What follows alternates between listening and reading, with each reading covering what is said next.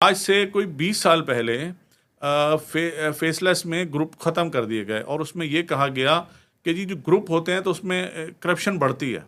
चंद साल वो सिस्टम चला और आज भी मैं समझता हूँ कि मेरा ख्याल है कि एफबीआर की वेबसाइट पे मौजूद है, मैंने कुछ महीने पहले देखा था। उन्होंने फिर एक प्रेस रिलीज़ दी उस ज़माने में, कोई 15 साल पहले, कि जी ये स्पेशलाइज्ड ग्रुप जो हमने ख़त्म किए तो इससे करप्शन ज़्यादा बढ़ गई और अब तो स्पेशलाइजेशन का दौर है। तो एक मशीनरी वाला केमिकल नहीं कर सकता, केमिकल वाला कारपेट नहीं कर सकता, कारपेट वाला गाड़ी नहीं कर सकता, तो स्पेशलाइज्ड ग्रुप होने चाहिए।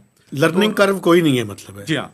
और दूसरी बात ये कि फेसलेस जो है ना, ये दो जगह पे इस फेसलेस के नाम से चल रहा है। पहला है हमारा पड़ोसी मुल्क जिसके साथ हमारे ताल्लुकात कभी भी ठीक नहीं रहे और हम उसे दुश्मन कहते हैं। इंडिया में चल रहा है।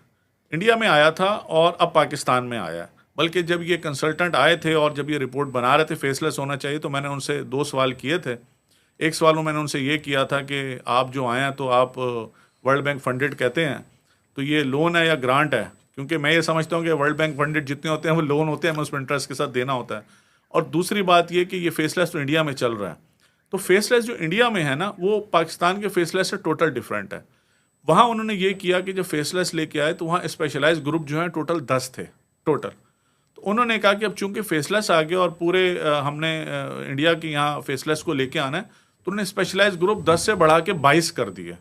मिसाल के तौर पे उन्होंने कहा कि प्लास्टिक एक बहुत बड़ी फील्ड है, तो प्लास्टिक को उन्होंने अलग कर दिया, केमिकल को अलग कर दिया, मशीनरी को अलग कर दिया, इलेक्ट्रॉनिक्स को अलग कर दिया। और उनका ये ख्याल था कि स्पेशलाइज्ड लोग बैठे हुए होंगे तो हमारा सिस्टम में इम्प्रूवमेंट आएगी। और मैं ये समझता हूँ कि उनका इम्प्रूवमेंट आई। हमारे इन्होंने क्या किया कि उन्होंने 70 लोग एक साथ बिठा दिए और उन्होंने कहा केमिकल भी तुम करोगे, प्लास्टिक भी तुम करोगे, मशीनरी भी तुम करोगे, फार्मास्यूटिकल तुम करोगे। तो बेसिकली इट्स अ ग्रुपलेस सिस्टम।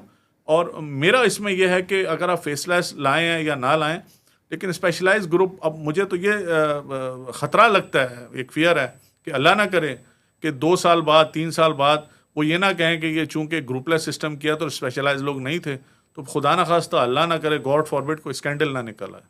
सही है।